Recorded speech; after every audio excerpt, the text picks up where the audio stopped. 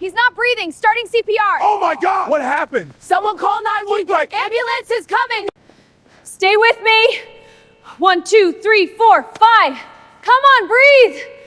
Help! Somebody help me! What's wrong, huh? Hang on, we're coming. The lobby was designed to quiet people, not with signs, not with rules, with architecture. 40 feet of glass rose from the marble floor to the steel ribs of the ceiling, pulling daylight down into a vast rectangular chamber where footsteps echoed too clearly and voices felt intrusive. The floor was a sheet of pale stone polished to a mirror sheen. It reflected everything that crossed it: shoes, shadows, the cold geometry of power. A hospital building, technically. But nothing in the space suggested illness or care or breath. Struggling to return to a human chest, it suggested control. At the center of the lobby stood 3 chrome security scanners, waist-high gates, blue lead lines pulsing softly across their glass faces. Beyond them stretched a corridor leading to elevators, reserved for executive floors. The gates did not open without permission. The gates never hurried. Behind the reception desk, 2 employees worked in the quiet rhythm of corporate vigilance. Screens glowing, keyboards soft as rain, every visitor logged, every badge scanned. Above the desk hung the hospital network's name in brushed steel letters. Armitage Medical Systems. The letters caught the morning light and held it beneath them. Elena Morales stood waiting. Her posture was straight but not rigid. The kind of posture learned through 12-hour shifts and long nights leaning over bedsides. The quiet endurance of someone accustomed to standing longer than systems expected. Her scrubs were navy blue, clean, pressed, but worn at the seams near the pockets. A small crack ran across the plastic surface of the ID badge hanging from the blue lanyard around her neck. The photo showed a younger version of her hair, darker, eyes less tired. The badge swung gently when she shifted her weight. A simple rectangle of plastic. Name title: Elena Morales. RN, Emergency DE, PRTM, Mentai authorization levels. Barcode, embedded chip. Permission to move through the hospital's arteries. Permission to belong. Her thumb rested lightly against the edge of it. Across the lobby, a pair of executives crossed the marble floor in low voices, their shoes making precise sounds, controlled, deliberate steps meant for boardrooms and earnings calls. One of them glanced briefly toward Elena, then looked away. Another elevator opened. A group emerged, suits, leather folders, phones glowing faintly in their hands. Their conversation continued uninterrupted as they passed. Healthcare as business. Medicine as infrastructure.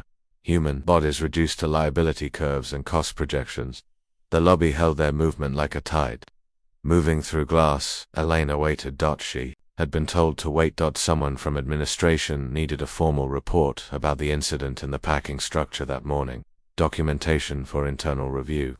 A compliance matter. The words had been delivered politely, but firmly. Just standard procedure. Her badge tapped softly against her chest when she exhaled. Across the marble floor, the front doors opened again. A man entered who did not wait. Richard Halverson moved through the lobby, the way some men move through rooms. Built for them, not quickly, but with the quiet certainty that every path would clear. He wore a charcoal suit that fit with surgical precision. No badge, she didn't need one. His shoes struck the marble in measured rhythm, each step sharp enough to carry through the open space. Security straightened subtly when he passed. The receptionist stood. "Good morning, Mr. Halverson." A slight nod. Nothing more. Richard Halverson was the kind of executive who believed the word hospital described an industry. His gaze moved across the room with the detached calculation of someone scanning a balance sheet, then it stopped. On navy scruggs on a blue lanyard on a cracked badge. He slowed. Elena felt it before she saw him. The small shift in the atmosphere that happens when authority redirects its attention. He approached with polite curiosity. "What department?" His voice was calm, neutral. Emergency rooms had taught Elena how to read voices, the way cardiologists read, XGS. This one carried no warmth. "Emergency," she said. He glanced at her badge. "Morales." His eyes moved back to her face. "You're the one from the garage?" The words were not a question. Elena nodded once. "Yes, sir." Around them, movement slowed.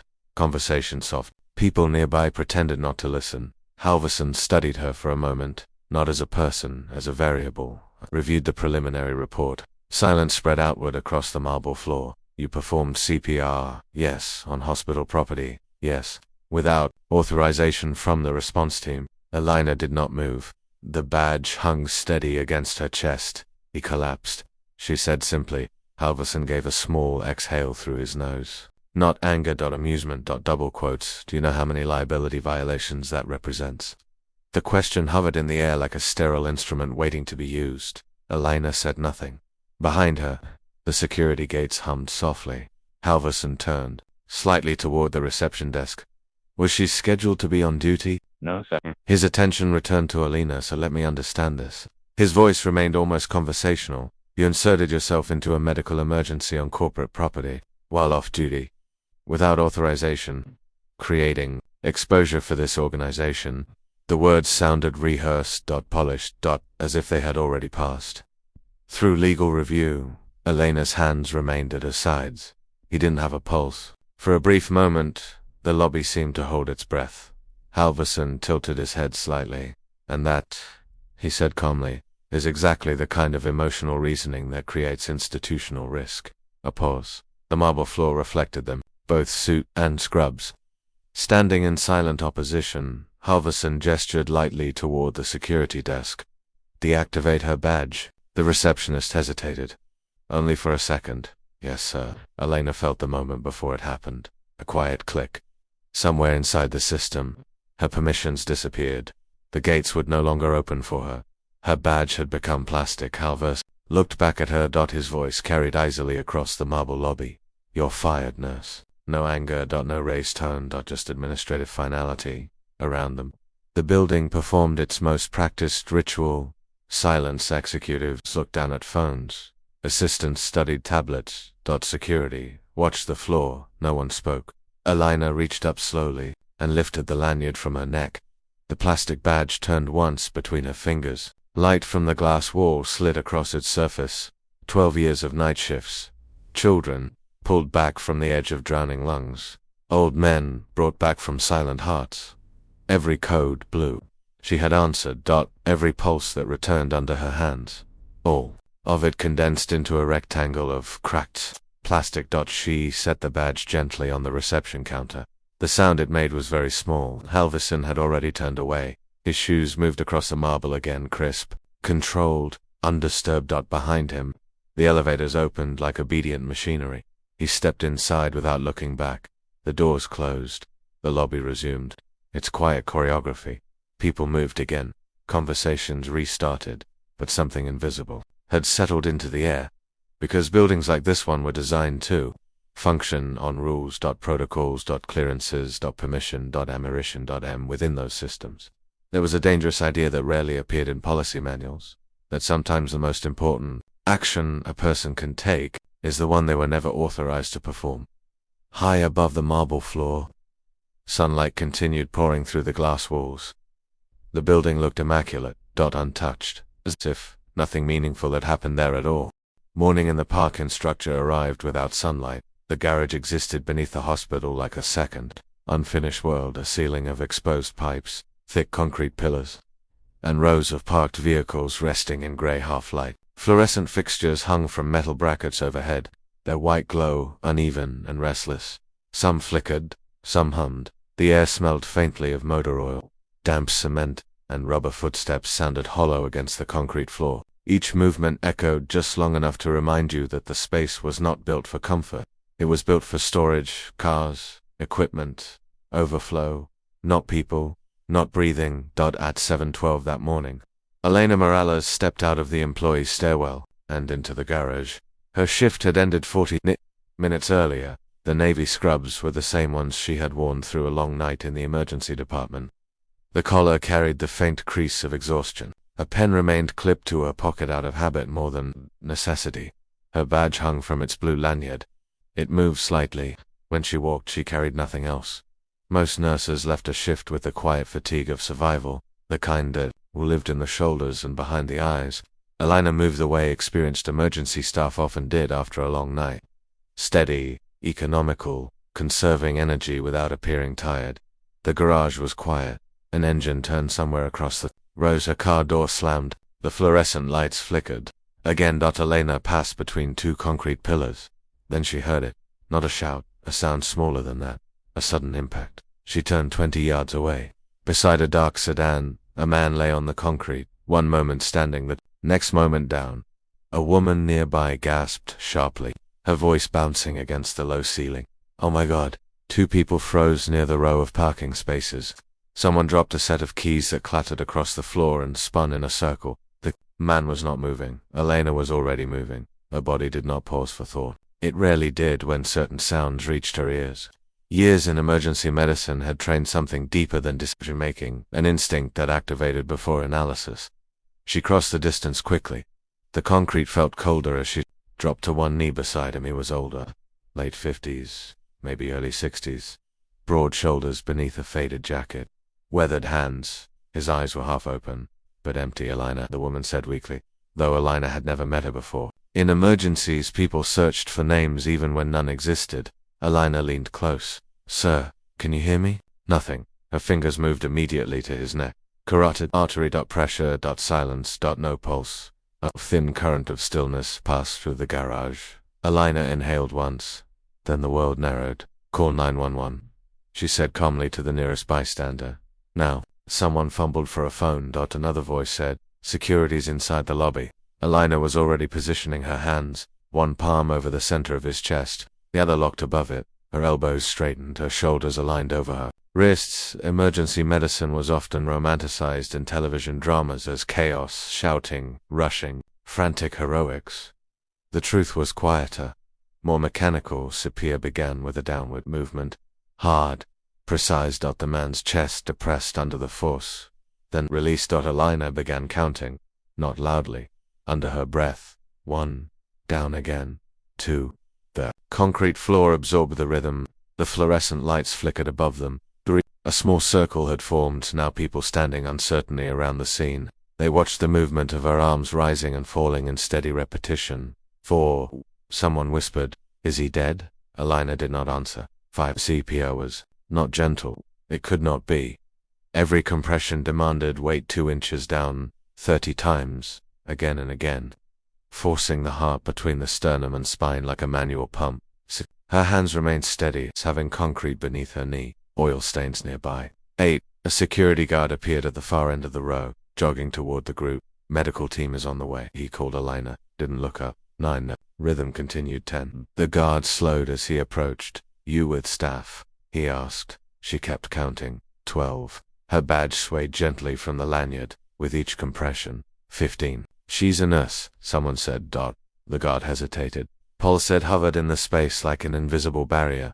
Only designated response teams were authorized to perform emergency medical interventions on hospital property. Insurance liability. Chain of response. 20. The man's chest rose and fell under the mechanical force of her arms. 22. Elena shifted slightly to maintain pressure. 25. Sweat gathered lightly at the back of her neck.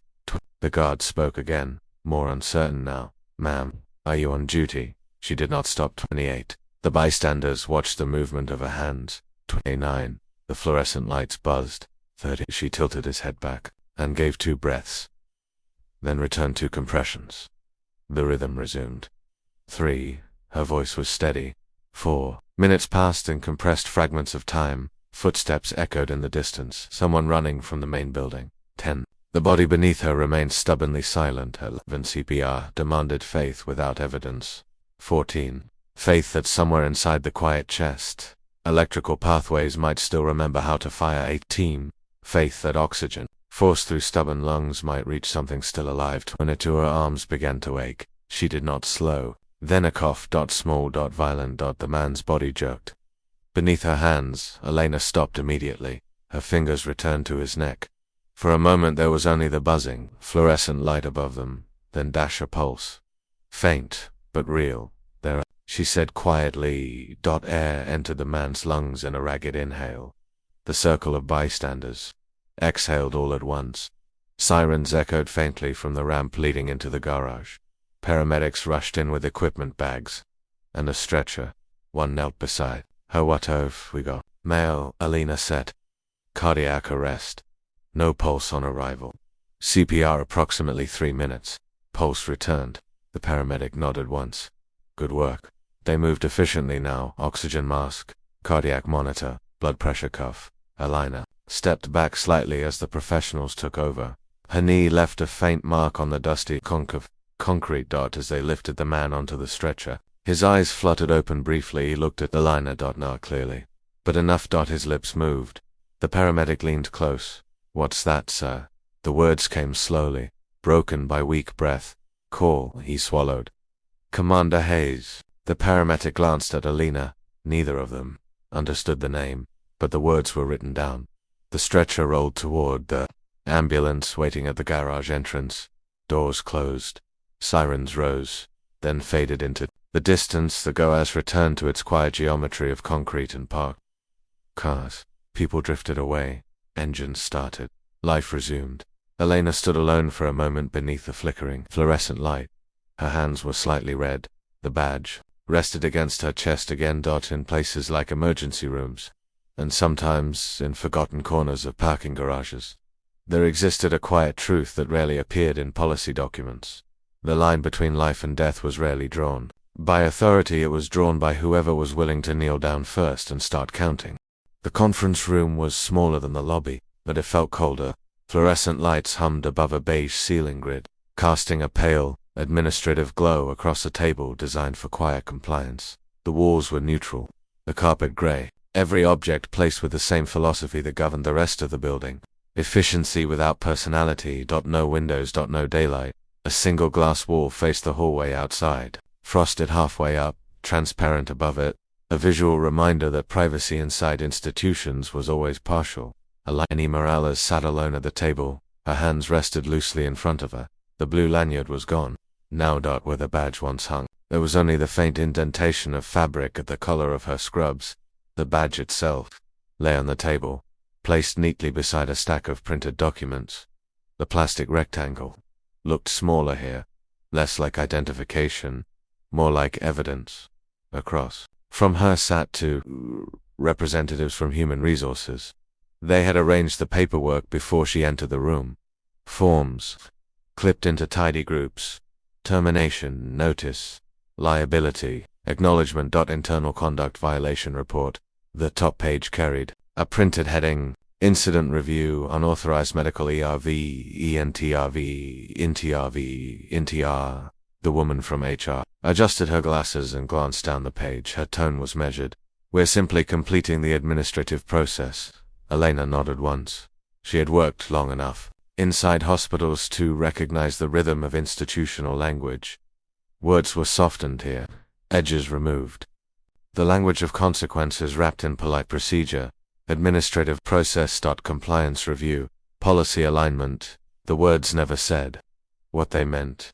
The glass door opened. Richard Halverson entered without knocking. His presence altered the air in the room, the way pressure changes before a storm. Not loud, but unmistakable. He took the chair at the end of the table. The fluorescent light reflected off the smooth surface of the conference table between them. His gaze moved briefly to the badge, then to Elena. "Let's keep this efficient." The HR representatives shifted slightly in their seats. Halverson rested his hands on the table. "Ms. Morales, your actions this morning have created a significant liability exposure for Armitage Medical Systems." The words sounded identical to those spoken earlier in the lobby. Precise. Sanitize. He slid a document across the table with two fingers.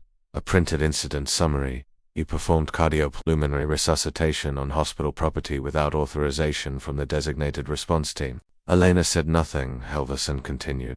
"Our protocols exist for a reason. Emergency response inside this facility must follow a legally structured chain of command." His voice was calm. Almost instructional. "When individuals bypass that chain, they compromise the legal protections that allow this institution to function." The fluorescent lights buzzed softly overhead. The badge sat motionless beside the paperwork. Elena looked at it for a moment, then back at him. He didn't have a pulse. Halverson's expression did not change. He said, "That has been noted." He folded his hands together. "But what you're describing is an emotional reaction." The room seemed to narrow slightly around the sentence. Halverson leaned back in his chair. "Healthcare systems operate on protocol, not instinct. When staff members act emotionally, they introduce unpredictable variables into environments that require control." Silence filled the conference room. The HR representative tapped a pen. Against the stack of forms. Waiting. Elena remained still. The badge caught the fluorescent light again. Halverson continued. If that individual had died during your intervention, this organization would now be facing litigation. A small pause. Do you understand that? Elena's voice remained quiet. Yes, another pause. But he didn't die. The HR representative shifted in her seat. Halverson's gaze remained fixed on Elena for a moment. The room held only the sound of the overhead lighting. Then Halverson stood. Your termination will be processed immediately. He pushed the final document across the table. Sign where indicated. Elena looked down at the paper. Her name had already been typed onto the line. She did not reach for the pen. Across the hall, the glass door remained closed. The conference room existed like a sealed compartment inside the larger machine of the building. Halverson straightened his jacket. We have nothing further to discuss. He turned toward the door as it opened. The quiet machinery of the hallway resumed footsteps, distant elevator chimes, muted conversations passing beyond the frosted glass. The door closed again behind him. Inside the room, the paperwork remained. The badge remained. Elena remained sitting quietly beneath the fluorescent lights. Outside the building, 2 black SUVs rolled to a quiet stop along the curb. Their engines idled softly. No one inside the lobby noticed. 3 floors above the emergency department, inside the hospital's intensive care unit, a heart monitor emitted a steady rhythm. Beep. Pause. Beep. Chief Petty Officer Daniel Ward lay propped slightly upright in a hospital bed. Oxygen tubing rested beneath his nose. His skin carried the pale color of someone who had recently traveled very close to the edge of absence. A nurse adjusted the IV line and checked the monitor. You gave us a scare, she said gently. Ward's eyes moved toward her. They were clear now. Weather. Focused. Garage, he said. You collapsed there, the nurse confirmed. He nodded once. The memory returned in fragments. Concrete, fluorescent light, hands pressing against his chest. Someone counting. Who? His voice cracked. Who worked the code? The nurse checked the chart. An off-duty nurse. Ward's gaze sharpened. What's her name? She scanned the notes. Elena Morales. Ward breathed in slowly. Call someone. The nurse hesitated. Family. Ward shook his head. His voice was still weak, but the words carried a quiet authority shaped by years in disciplined environments. Commander Nathan Hayes. The nurse wrote down the name. Do you have a number? Ward recited it from memory. Some things never left a soldier's mind. The call reached a naval operations office several hundred miles away. Commander Nathan Hayes answered on the second ring. The voice on the other end introduced herself quickly. Hospital staff. Emergency contact provided by patient. Retired SEAL. Cardiac arrest. Now stable. Hayes listened without interruption. When she finished, he asked. Only one question. The nurse looked down at the chart again. Elena Morales. Hayes absorbed the name in silence, then spoke. Who performed the CPR? Across the city, the hospital's executive floor continued its quiet routines. Meetings. Policy reviews. Financial projections. Inside carefully controlled institutions, people often believed authority protected them from consequence. That if procedures were followed, if paperwork were signed, if doors remained closed, then the system would remain stable. But systems built on control often misunderstood a simple truth. The world outside their glass walls did not always follow their rules. And sometimes consequences approached not with noise but with the quiet certainty of someone who had just learned the name of the person who saved his man's life. Late afternoon light entered the lobby at a lower angle. The glass walls that had earlier reflected the bright neutrality of morning now held longer shadows. The marble floor carried bands of pale gold and steel gray, the reflections stretching across the polished surface like quiet fault lines. The building had returned to its rhythm. Executives moved between elevators and offices with measured urgency. Assistants carried tablets and folders. Security watched the gates with the calm patience of people trained to notice disruption before it arrived. The lobby was designed to absorb movement, to make power look effortless. At 4:18 p.m., the front doors opened again. A man stepped inside. He did not hurry, but the room changed. Commander Nathan Hayes was not a large man by theatrical standards. No dramatic presence, no raised voice, no visible performance of authority, but stillness carried its own gravity. He wore civilian clothes, dark jacket, simple shirt, worn leather boots that had seen places where marble floors did not exist. His posture was straight without stiffness. His eyes moved through the room once, slowly, absorbing details the way trained operators did in unfamiliar environments. Entrances, sightlines, people watching him. He carried nothing in his hands. No badge, no briefcase. Just a small object in his pocket that rested against his fingers. His boots touched the marble floor. The sound was different from the executive footsteps that usually pass through the space. Heavier, less practiced. Security noticed him immediately. One of the guards stepped forward. "Sir, can I help you?" Hayes stopped near the security scanners. "I'm here to speak with Richard Halverson." The guard hesitated. "Do you have an appointment?" "No." The answer arrived without hesitation. The guard glanced toward the reception desk. The receptionist looked uncertain. This building operated on scheduled access. Authority here came through invitations, meetings, permissions entered into calendars, weeks in advance. The man standing in front of them did not appear interested in that process. "May I ask the nature of your business?" the guard said. Hayes held his gaze. "It concerns an employee you terminated today." A pause. The guard studied him more carefully now. Military posture had a way of revealing itself. Even when uniforms were absent, years of command shaped the way a person stood still. The guard picked up the phone. A quiet conversation followed. Names passed between departments within minutes. A message traveled upward through the building's administrative channels. Someone in executive operations made a decision. The guard set the phone down. "Sir, if you'll follow me." The gates opened. Hayes stepped through. The marble floor carried the sound of his boots as they crossed the lobby. The receptionist watched him go.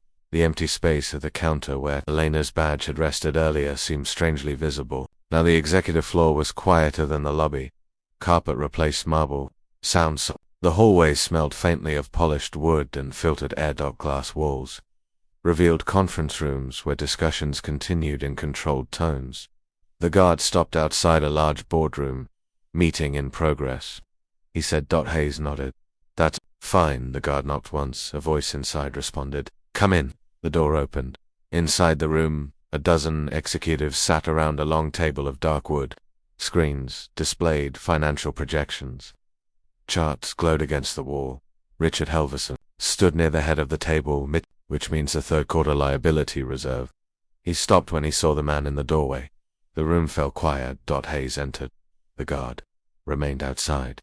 The door closed behind him. For a moment, no one spoke. Executives studied the unfamiliar figure now standing inside their meeting space. Halverson recovered first. "Can I help you?" Hayes stepped forward slowly. His gaze moved across the table. Empty chairs, neatly arranged documents, water glasses untouched. One chair near the middle of the table remained slightly pulled back.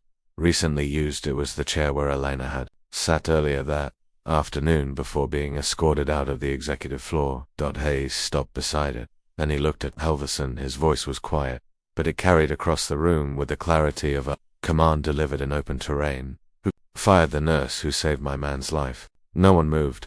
Halverson blinked once and straightened slightly. "I'm sorry," he said, his tone returning to executive neutrality. "And you are Nathan Hayes?" The name landed in the room without explanation.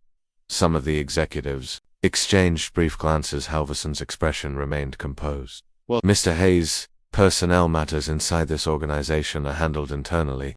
If you're referring to the incident this morning, I am." Halverson clasped his hands. The employee in question violated medical response protocols and exposed this institution to considerable legal liability. Hayes listened. He did not interrupt. Halverson continued. "Our emergency response procedures exist to ensure trained teams operate within legally protected frameworks. When individuals take unauthorized action." Hayes reached into his pocket. The movement was small, deliberate. He placed something on the table, a coin. Heavy metal worn at the edges, a Navy SEAL challenge coin. It rested in the center of the polished wood surface. The room fell completely silent. The coin caught the overhead light. On one side, an engraved trident. On the other, the insignia of a unit earned through years of service, trust, and survival in places where decisions could not wait for paperwork. Halverson glanced down at it, then back up. Hayes spoke again. His voice did not rise. Chief Petty Officer Daniel Ward served under my command for 11 years. The fluorescent lights hummed above them. He's alive because that nurse didn't wait for permission. Coin once with his finger. A small metallic sound. Precisely where I work. He said quietly, we promote the people who act. No one spoke. Through the glass walls of the boardroom, the executive hallway continued its distant movement. Assistants walked past phones, rang somewhere down the corridor. Inside the room, two systems faced each other across a polished table. One built on procedure, legal insulation, hierarchy, measured in titles and quarterly reports. The other built on something older, duty, trust, a simple understanding that when a life collapses, in front of you, you do not consult a manual. You kneel down, and you begin, somewhere beneath the building. The parking garage lights flickered again. Concrete and marble, two surfaces, two philosophists. And now, finally, they had met. The evening air outside the hospital carried the faint chill of fading daylight. Traffic moved steadily along the boulevard in front of the building, headlights beginning to replace the sun. The glass facade of Armitage Medical Systems reflected the city in long panels of amber light and still gray shadow. From the outside, the building looked the same as it had that morning, immaculate, controlled, untroubled. Institutions were designed that way. They hid their fractures behind architecture. Elena Morales sat on a low concrete bench near the entrance plaza. Her scrubs had not changed, her posture had not changed. Only the absence around her felt different now. No badge. The lanyard rested, folded in her pocket. Her hands were still pinned past, through the lobby doors behind the glass wall. Executives, staff, patients, visitors. Their silhouettes crossed the polished interior like figures moving through a distant aquarium. Life inside the system continued. It always did. Elena watched the reflections in the glass rather than the people themselves. She had worked long, enough in hospitals to understand something most administrators never learned. When a shift ended, the body did not immediately release the tension it had been carrying. The rhythm of emergency medicine stayed inside the muscles for hours, counting compressions, watching monitors, listening for breath. Even now, sitting outside the building that had just terminated her employment, her hands remembered the weight of that man's chest beneath them. 30 compressions. 2 breaths. Again, a faint pulse returning. She closed her eyes for a moment. The lobby door slid open behind her with a quiet mechanical sound. Footsteps approached. Miss Morales. She opened her eyes. A man in a white coat stood a few feet away, older, hair silvered at the temples. His expression carried the composed fatigue of someone who had spent decades navigating the distance between medicine and administration. Dr. Samuel Klein, Chief Medical Director. Elena had seen him in hospital corridors before, but had never spoken to him. Would you come inside for a moment, he asked. His tone was not formal, but it was careful. Elena studied his face. Then she stood. The doors opened again as they approached. The lobby felt quieter than before. The marble floor still reflected the evening light in long streaks. The security scanners hummed softly at their posts. The reception desk remained where it had been that morning, but something had shifted in the air. People were watching now. Not openly, but enough. Klein led her toward the desk. The receptionist stood as they approached. On the counter, beside the security monitor, lay 2 small objects. A blue lanyard, and a badge. The same badge Elena had placed there hours earlier. The crack across its plastic surface remained exactly where it had been. Klein picked it up. He turned it once in his fingers, studying the photograph. 12 years in emergency medicine, he said quietly. Elena said nothing.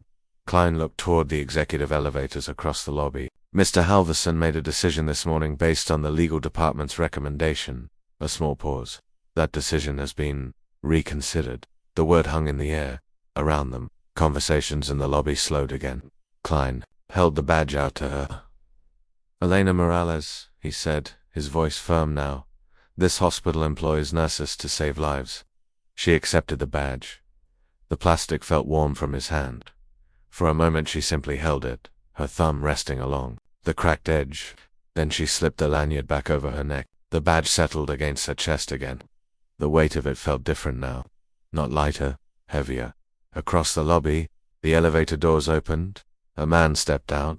Commander Nathan Hayes walked across the marble floor with the same steady pace he had carried earlier through the building. His boots echoed softly against the polished surface. Klein noticed him and stepped aside without comment. Hayes stopped a few feet from Elena for a moment. Neither of them spoke.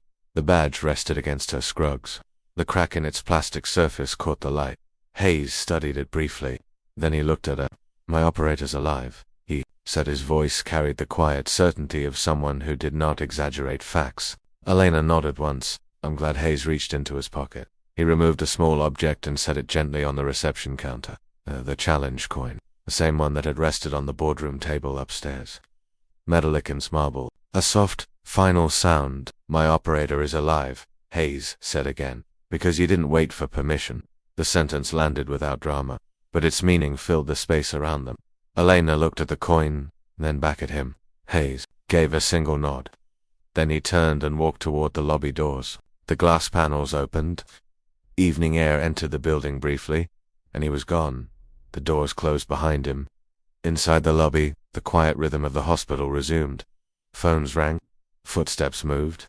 Elevators opened and closed. But something had shifted in the invisible structure of the place.